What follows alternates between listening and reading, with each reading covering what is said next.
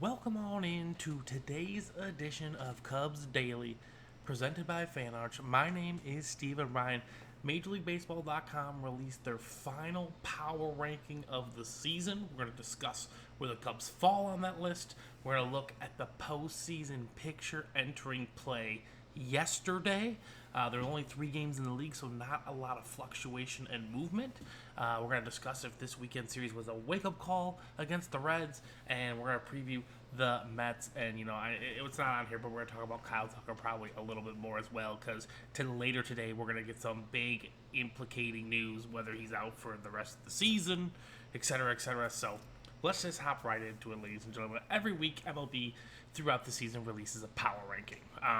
Generally speaking, I think besides maybe the first, second, or third week, even then the Cubs were probably in it. I don't try to pay too much attention to that because it's kind of, it's kind of more of like in the moment how it's feeling kind of thing, not the general grand scheme. But, given where this team has done, given what this team has done the past month, the fact that the Cubs are 5th in the final power ranking really, really impresses me.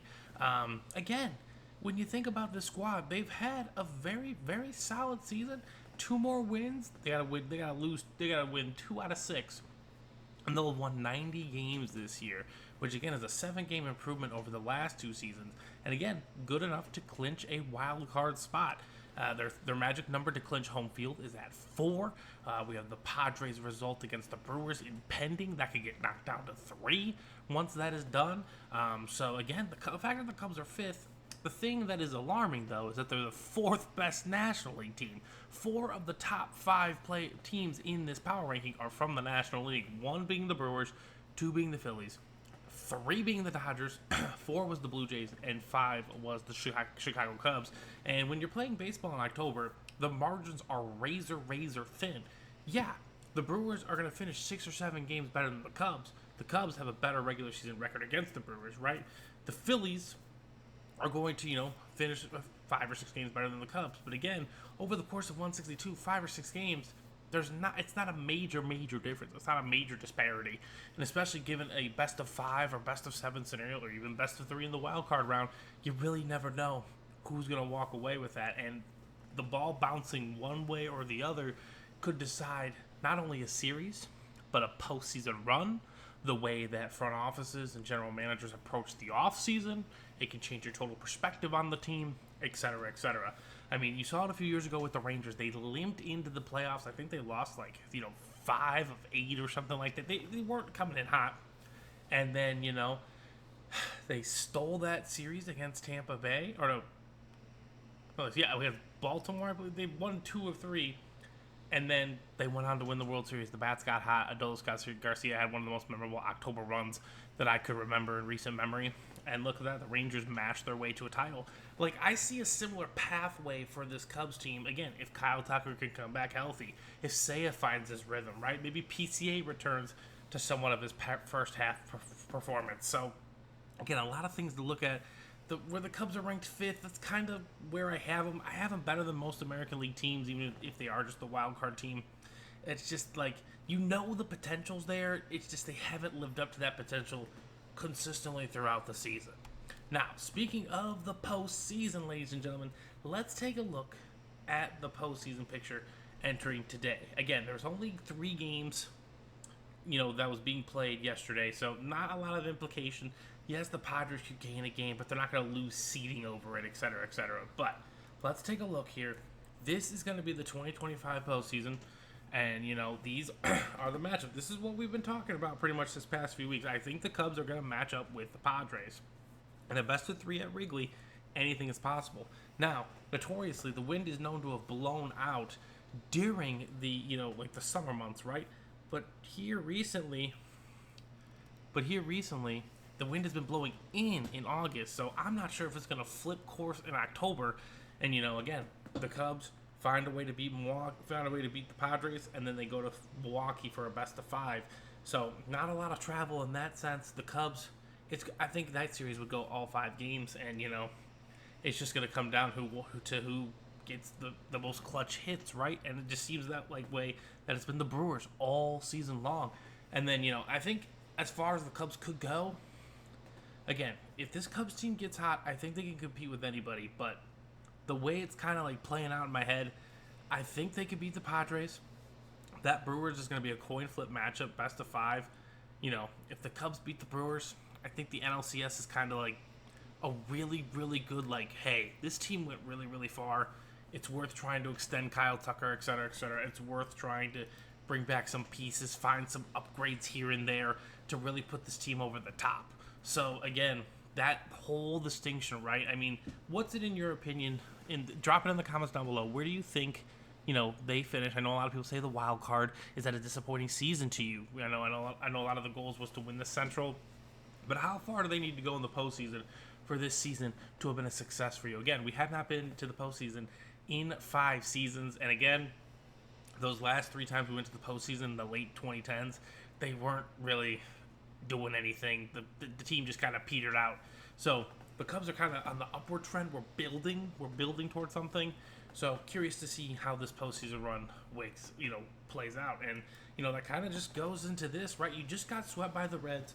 The Reds now have full control of their destiny going into the postseason. If they win the next 6 games, they're gonna be in the postseason. The Reds are very viable, okay? Their offense can get really, really hot. They got really good starting pitching, and it seemed to have kind of like figured it out, right?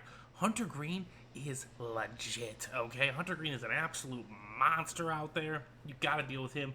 Lodolo solid, Abbott solid. That's a good 1-2-3 for the Reds, and if their bullpen can piece it together, they can absolutely take 2 of 3 from the Dodgers. That wouldn't surprise me at all, especially the way they've been coming in, right? They're playing hot, they're playing loose, they're playing like the 6th seed, and that's where chaos can happen. So I'm just curious to see how does this Cubs team bounce back from that, right?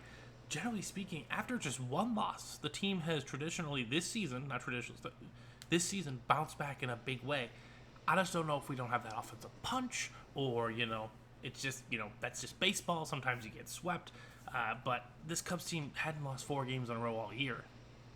Not a good time to start doing that now either. So, not thrilled with the way we're going into this last week of the year. But again, if we can win 4 out of 6 here, or win 5 out of 6, I think that'd be a really good omen going into the wild card series next week. Again, a week from today will be Wild Card Tuesday. Will be the first set of games in the best of 3s. Will this Cubs team wake up? It feels like no, but the part that bothers me is that yes, it's there. The potential can happen. It just hasn't shown it consistently all season. So I'm just hoping that the team, like it's baseball, right? You just never know. Maybe they woke up on the right side of the bed. They're seeing the pitches well, etc., etc. Baseball's just a wild sport. So we're starting here with 3 against the Mets. The Mets are also in a battle with the Reds. The Reds own the tiebreaker. So we're going to be getting the best effort from the Mets. We need to take care of business, though. We still have something to play for. We need to clinch home field advantage. Magic number down to 4. Result pending here if the Brewers hold on against the Padres. Again, that magic number could go down to 3. But again, the Cubs, they win the next 4 games. This is over. Wild cards here at Wrigley. We'll face the Padres. Odds are. And we'll see where the chips roll there. But if you want a preview to what the wild card series could be, I think this is what it's gonna be. I think we got Cade Horton going later today. We're gonna have Matt Boyd going, and then Shota Imanaga. And I'm hoping Shota can look somewhat sharp in this this final tune-up before the postseason. Because the postseason, it brings out the ghouls, ladies and gentlemen. That's where the ball finds you. That's where the baseball finds your flaw and your weakness, and it gets exploited, and that's where it's up to management to kind of patch those holes going in the next season. I want this to be a building block season, bare minimum. Can the Cubs win the World Series?